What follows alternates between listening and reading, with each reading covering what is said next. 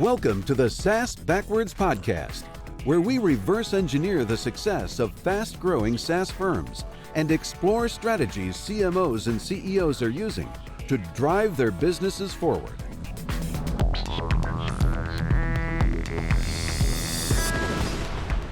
Welcome, everyone, to another episode of SaaS Backwards. It's a podcast that helps SaaS CMOs and CEOs to accelerate growth and enhance profitability. We take a look at what's working for growing SaaS companies, leadership decision-making, and what did and didn't work and why. Our guest today is Helen Baptist. She's COO at PathFactory. And Helen, you're our first COO on the podcast. And I want to say welcome. And please tell us a little bit about yourself and PathFactory before we get into it. Yeah, thanks for having me. I'm really excited to be chatting with you today. I own the entire customer experience for PathFactory, and I carry the complete bag for the company. And that allows me to make sure that we're offering as seamless and as frictionless a customer experience while maximizing top line growth and managing for bottom line expenses. Part of it is making sure that there's operational efficiencies in that, but also making sure that we are building the right products with the voice of the customer infused in them and representing that throughout the customer lifecycle. I've been with PathFactory for about 2.5 years, and we've just completed a fundraise and exciting times. We're growing. So if anybody's looking for a job, we're always hiring, but I've got a ton of positions open on my team and in our R&D team as well. And then PathFactory has been around for about 10, 12 years. Originally started out as Lookbook HQ for those of you who are old timers. And in 2018, rebranded to PathFactory, which really was about content activation in terms of serving up as much content as a consumer or B2B buyer might want in the purchase cycle. Since then, we've added some functionality in terms of the fact that we have all this content and marketers are strapped for time. And so we wanted to be able to enable them to really understand what content they had for their content strategy. Then we wanted to help them activate it as quickly as possible. And so we're using AI and machine learning with recommended content based on who you are, where you come from, what account you're with, what you last engaged with, so that people can deliver on the Forrester or Gartner number of 11 pieces of content consumed before reaching out to a salesperson. And some of our customers are really big, well-known brands in the Fortune 100, Oracles, Adobes, and Cisco's and players like that. But there are a lot of fast growth startups that are using us as well. So we cover the gamut from small marketing teams to very deep demand generation or ABM players, as well as digital teams. Well, that's great. I want to dig in a little bit more later into the why, what, and how of PathFactory. But let's talk a little bit about where you come into an organization. So you're typically brought in for a turnaround, at least the last few things you've done, and you've partnered with the same CEO 3 times in a row. So what is it about this person, and how can a CMO or a marketing leader find someone to follow? Or maybe what should we look for when we're working for someone for the first time? Yeah, it's an interesting concept because when I met this CEO, Dev Gannison of PathFactory, I was at a company and I'd been brought in to help stand up a new product service business unit. And he was brought in by the private equity firm that was the primary investor. And he pulled me aside and asked me to work on special projects because he had noticed that I was doing some entrepreneurial things and the things that I was doing in terms of standing up this new business. And that was like 7 or 8 years ago. It's not that long ago that the education of my experiences in SaaS has been as profound as it is. And I think for me, it's about continual learning. That's one of my growth aspirations, is that I continue to learn. But 2, I had somebody who really believed in me and wanted to teach as well. I think the other part of it for me with him is that there's an inherent trust. I always try to stay one step ahead of where his head is at in terms of the business, so that he can focus on the outside world that the CEO typically has to do. You know, the investors, the board, those kinds of things are not where I want to spend my time. I don't want to be the CEO ever. I'm quite happy being in the number 2 or 3 seat. But my job is really to anticipate what he might be thinking about, what the market signals are to him and to our company, and stay ahead of those. And there's a movement from Latney Kanat at Six Sense who talks about the chief market officer. And this idea of really understanding the market and the impact that it has on you. And to me, it's not just about your business, it's about your people too, right? So, the great resignation is happening. And so my personal mantra at PathFactory is about creating resume making moments so that people want to work with you again, or that they get the job that they really aspire to. And so Dev has permitted me to get the job that I really wanted by allowing me to try new things. We acquired a company within 6 weeks of him joining at the first company that I was at. And he said, "You're going to write the due diligence memo." I didn't even know what that meant. So I looked it up and I figured out what a due diligence memo was and circulated that to some of the other people in the process. And that really gave me the kind of exposure. He trusted me enough to allow me to try things, but let me go so far and then brought me back in, let me go so far and brought me back in. And that's the way that I help my team grow as well. Is people need to try new things and experiment, but they need sometimes a little bit of guidance along the way to make themselves more successful. So that's making a little more real the idea of hiring for aptitude and attitude, and then allow the mentoring and training and experience to fill in the knowledge gaps, right? Yeah. And I think you also have to understand, where is that person's strength and where's your weakness, and where's your strength and where's your weakness, and the yin and the yang of each other. Part of it for me is he is very, very strong on product and very strong financially. He's an accountant by trade. He understands messaging and positioning, but he lets me do that because that's the area that I need to operate the company against. I need to align against that. And so I have to own it. I think the other part, if you're a CMO and you're looking to be the next COO, you better have a good handle on financials, on ARR, right? Your contribution to it, what the average contract value is, what the CAC, the LTV, all those terminologies are things that I look at. And those are the ones that I present, not necessarily how many leads I generated or what campaign I'm going to run. Because at the end of the day, chief market officer is about impacting the market and how much share of the market you have. Yeah, I don't think the CEO cares about the creative. The CEO cares about the impact on the KPIs. Some CEOs do care about the creative. And if they do, then they're the wrong CEO for you to grow into the next role, is what I would say. If your CEO is changing taglines or doesn't like the color purple, but likes the color blue, it's the wrong person to grow with. I had that instance where somebody had asked me to be the CMO of a company, and I was working with them, and they walked in and they said, "Give me your marketing plan." And he crossed out everything except for social media. And he said he was going to be doing everything except for the social media. And I'm like, then I'm not your person. I can't do just social media without understanding positioning and demand generation and the impact on customer marketing and customer lifecycle. I just can't do that. And we agreed to part ways, which it was the right thing at the right time. Yeah, so I think that it's hard at the senior level. It's sometimes hard to get the gig, right? The next job can be hard to find unless you have a relationship like you do with your CEO. And maybe we're not interviewing hard enough the CEOs we'd work for. In fact, our most recent podcast episode right before this is a woman who's had a number of runs with us doing marketing work together.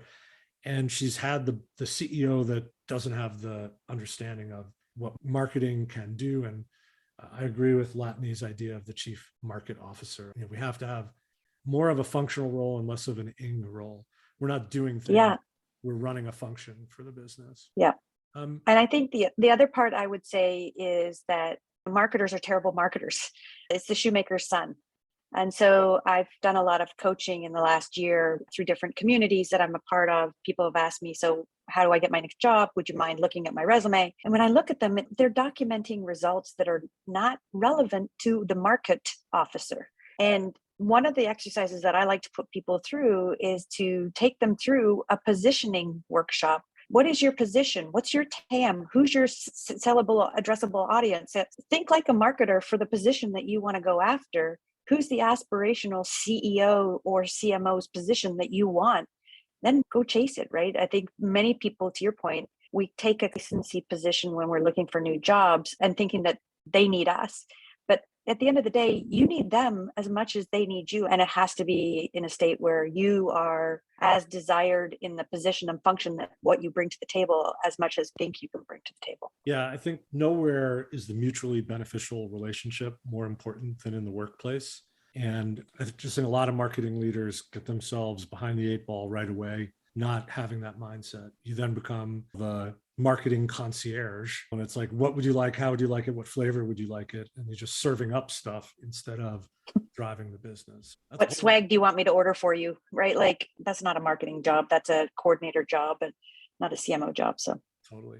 Just one little bit about this also. So you're COO, but you own marketing in this organization.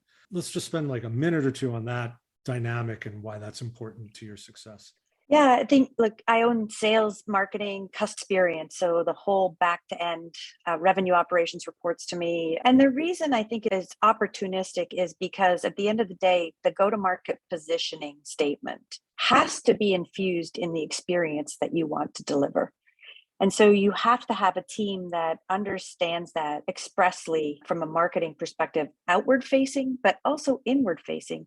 And I'm not talking about employer branding, that's different, right? But it's culturally, what do we stand for and how do we want to be represented and what do we want to be known for? When we do scores of advocacy in our group and our NPS numbers are through the roof, it's about, we want to be human first. And that's the way we treat our folks, is with kindness and compassion. But we push hard, right? We hold people accountable. And that's the fine balancing act between the two. The same with our customers. We want people to feel like they're part of PathFactory. And we want people to really experience the brand in the way that we want to deliver it, but in their world. Do the platinum rule, not the golden rule, right? Do unto others as you want them done to you is the golden rule, as opposed to do to them what the way that they want to receive is the way that we think about the world. So I'd love to turn our conversation to you're starting in a new organization.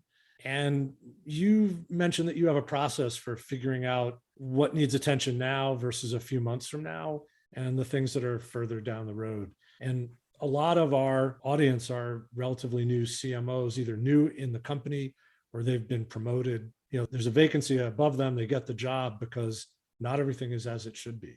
So how do you go about figuring that out? First and foremost, it's a listening tour, right? So fortunately, when I walked into PathFactory, I had bought PathFactory at a prior company where my marketing budget was $300,000 and PathFactory cost $75,000.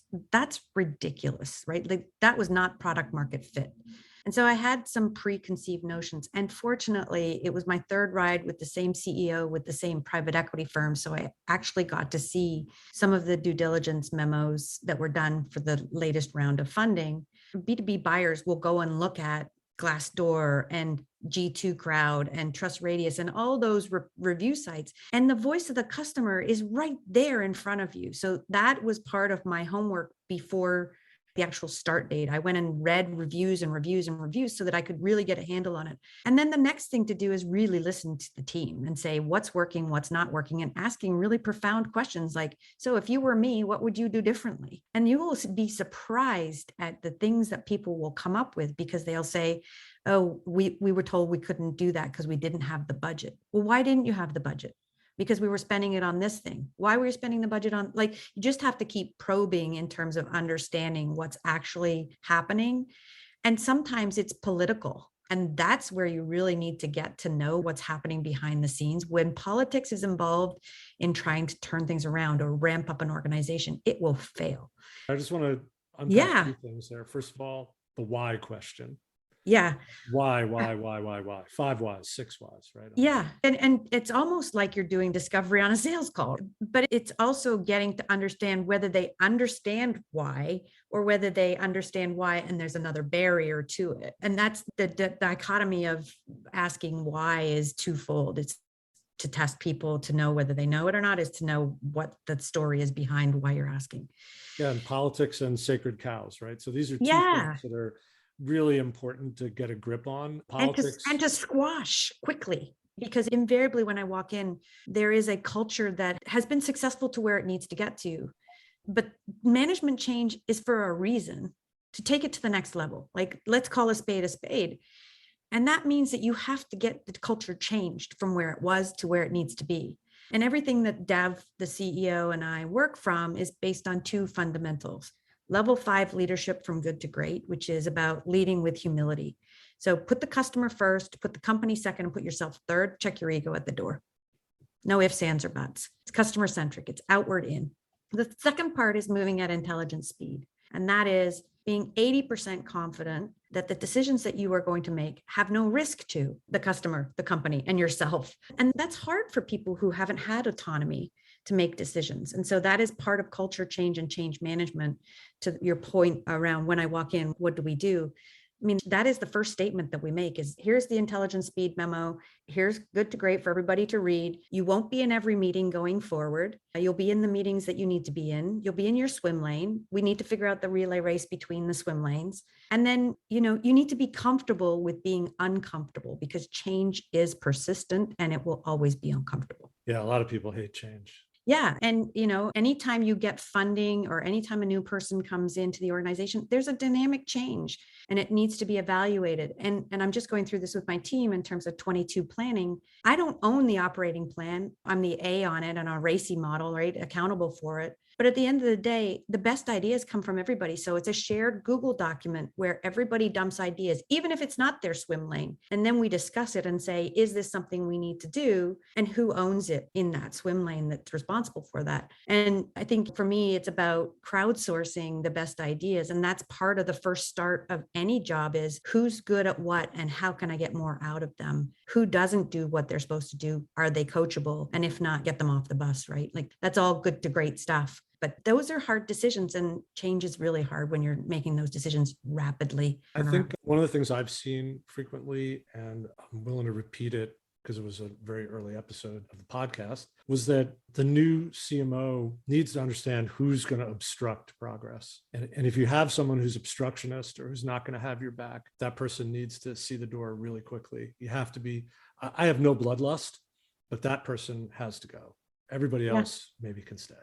Yeah, toxicity is not a good thing, right? And it spreads, I'm not going to say like a virus because, where we are today, but it spreads and it's not healthy. And so you need to deal with it rapidly.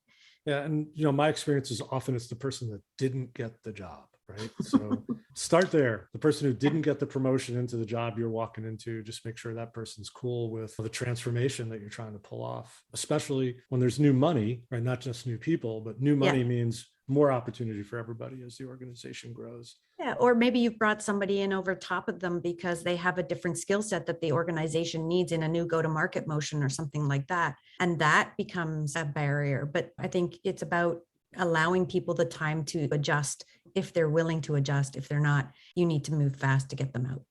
Yeah, cool. Let's talk about one of your favorite topics, the relationship and really the interrelationship of sales, marketing, and success.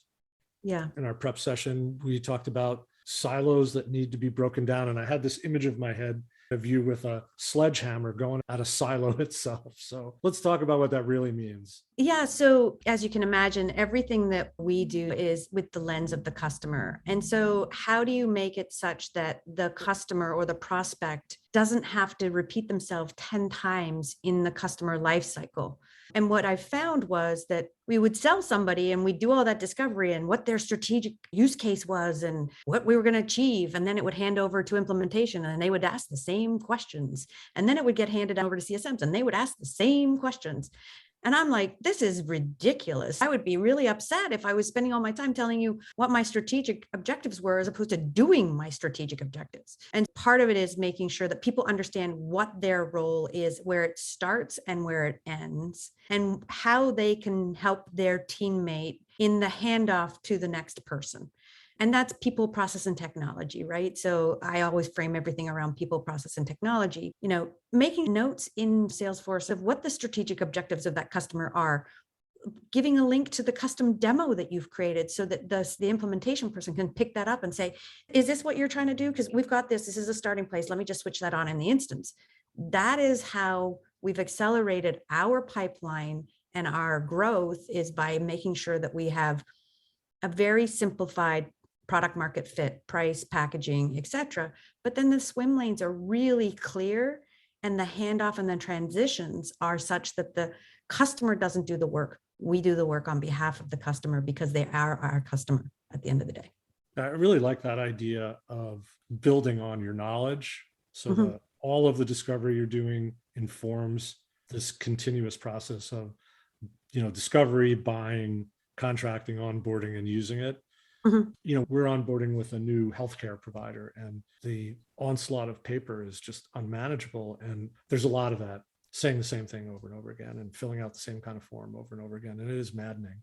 Yeah. So, I think the other part of it is that it's also about understanding the maturity of that customer and understanding where they are in the crawl, walk, run capabilities of our product and our platform, and then inspiring them to do more, right? So we talk about pre-sales solutions architects as the art of marketing and our post-sales team as the engineering of the platform, oh man. our solutions engineering. But we've just added somebody to the team who was a pre-sale and put him back into CSM so that we could inspire the continued growth and utilization of the product, because marketers like to be inspired by other marketers. And so if you are selling SaaS that is marketing SaaS, you better have people who are inspiring that other people to achieve. So, I had that strong response to it because our tagline, about 10 years ago, was the art and science of business marketing. And I just think there is a need, especially if you're selling to marketing people. I think it goes back to the CMO role, right? The role there is the art and science of marketing. And the art is the creative side, the right brain side. The science of it is the analytical side and the ability to see that the work that you're doing is influencing, impacting revenue. And that to me is where your tagline is beautiful for a CMO position, because it really is the art and science of marketing. Yeah. Hey, have you ever done secret shopping on your own stuff? Have you had people secret shop PathFactory? We just finished due diligence. So I've just got that report. It's like 55 pages long. It's a mandate for us in 2022 to get more in tune with our own experience as well as then with our competitors as well. Have you mystery shopped, and do you have something to say about it? Yeah, so we actually, where we can, for our clients, we'll mystery shop in part of our own onboarding process. So we'll put one or two people through the paces of becoming a client. When we do competitor intelligence, it's a great place to gather publicly available information. Yeah. For those who are unclear of what the competitive offer really is, hire somebody to try and buy it. Yeah. Nothing wrong with that. It's completely above board. Unless you have to sign an NDA to go through the sales process, of course. But I think secret shopping is a great way to get the sense of your own areas of improvement and what competitors are doing. Yeah. And I think the other part about it is I have repeat customers, and some of them have been very fiercely loyal advocates. And a couple of them have slacked me lately and said something's wrong. And so that trusted relationship amongst your advocates when they move positions is also another way to get great feedback when things have changed and aren't as well oiled as you think they might be. Yep. Hey, so let's talk about PathFactory itself. It'd be great for our listeners to hear what the company does in some detail so they can understand if it might be of value to them. Yeah. So PathFactory, like I said earlier, is a content experience platform where you could serve up content tracks that would allow a visitor to consume as much as they wanted to, as much as you as the marketer wanted to curate for them and tell the story that you wanted to tell. That is a big portion of our business is our campaign tools legacy product. In 2020, as a result of the pandemic and being customer driven, we launched a virtual event solution that allows people to bring in their own Zoom or Brightcove or YouTube videos and surround that experience with a wrapper and additional supplemental content and chat, and track the customer engagement across that. And then the third piece, where we've spent 2-3 years developing AI and machine learning, we now serve up recommended content based on a variety of attributes: the content, the topics, the taxonomy, and then whether you're known or unknown. Marketers have an aversion to forms at the moment. And so a lot of consumption is done blind, but we can track that down to an IP address and cookies and things like that. And when you convert to known, we know what your history of content consumption is. Forrester says that the average B2B buyer consumes 11 pieces of content before calling or touching a human. And so we are trying to expedite that consumption, really, in terms of self-education, self-edutainment, whichever words you want to use, to learn about it. And so you can create content experiences for middle of funnel, top of funnel, bottom of funnel, and even for customer marketing and partner marketing. We have lots of customers using it for that.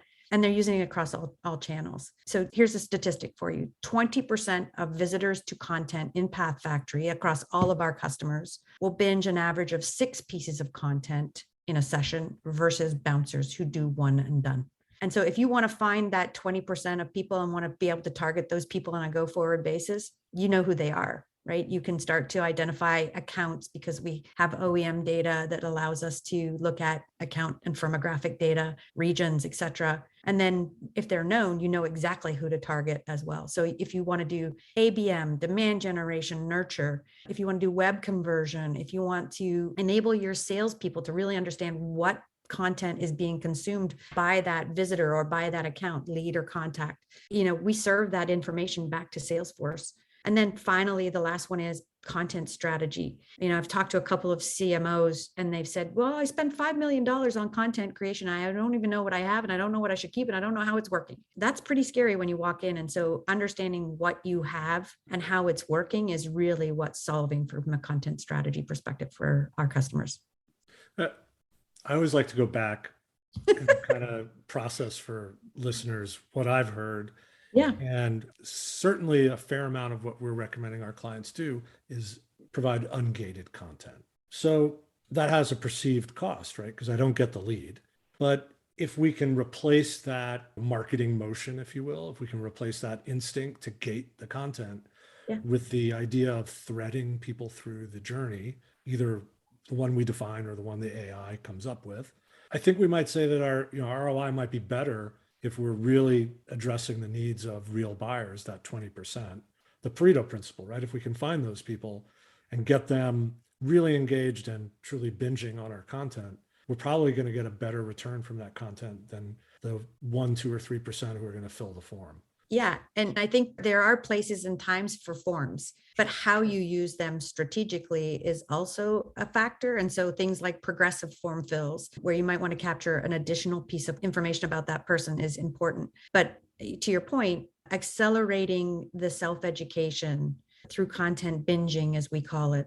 So if you can find the 20% that are somewhat interested in you and be laser focused with your next motion with them, that's the key for us, is accelerating that buyer journey and the partner journey. Yeah. Do you have insight into the relationship between content consumption and pipeline impact? Yeah, that's about, having customers who want to share their CRM data. We do it ourselves, obviously. We know what content attracts different segments into our pipeline. So, for example, we have a series called Website of the Future, which is a top of funnel piece that is really targeted at digital marketers, and it has accelerated our website tools product in enterprise, as opposed to some of the bottom of funnel stuff really addresses our SMB customers because their teams are so lean. They just need to know how to do it and what to do, right?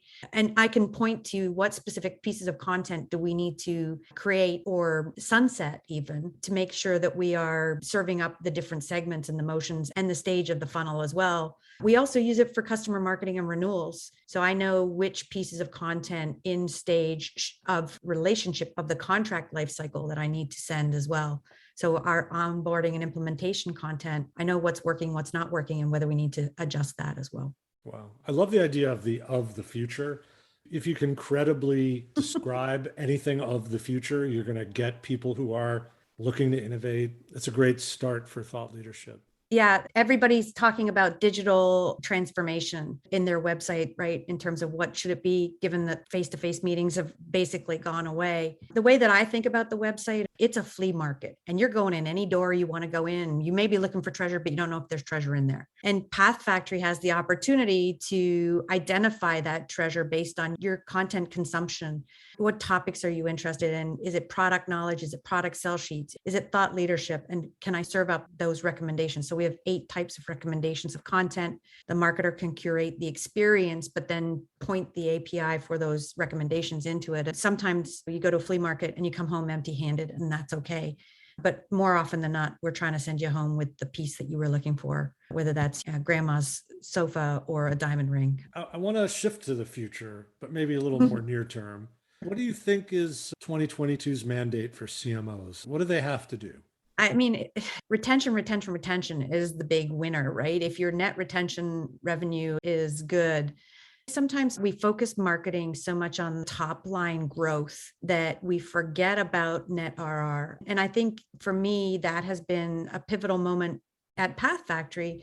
When I walked in, we had a churn problem. And so the first 2 months I spent on pricing and packaging to make sure we had the right price point. But then looking at the customer experience and how you're going to deliver that from a content or a marketing perspective, and how you really can help those teams that are back of house delivering for you. In the restaurant business, they talk about throughput through the kitchen and restaurants. How quickly can you make the blooming onion at Outback Steakhouse? But to me, this is about enabling your customers to stay stickier to your product, to continue to learn. And that's a marketing function as much as it is a CSM function. And I don't think that marketers really put as much emphasis on customer marketing as they should. Well, yeah, I mean, the new logo gets the village chief's attention, right? So that everybody sees the new logo and it's really exciting. But if you can arrive at negative churn, maybe that's more exciting, right?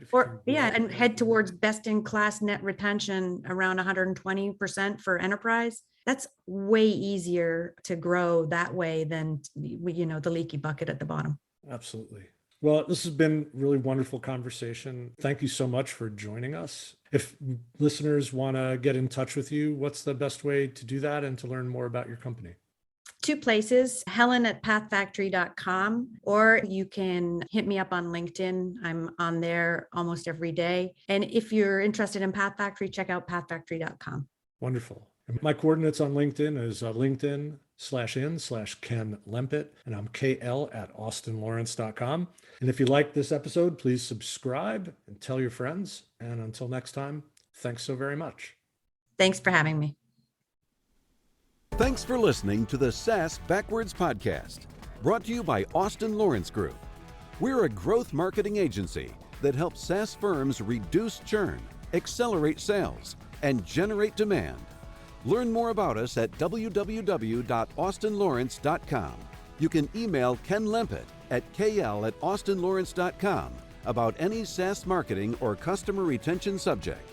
We hope you'll subscribe, and thanks again for listening.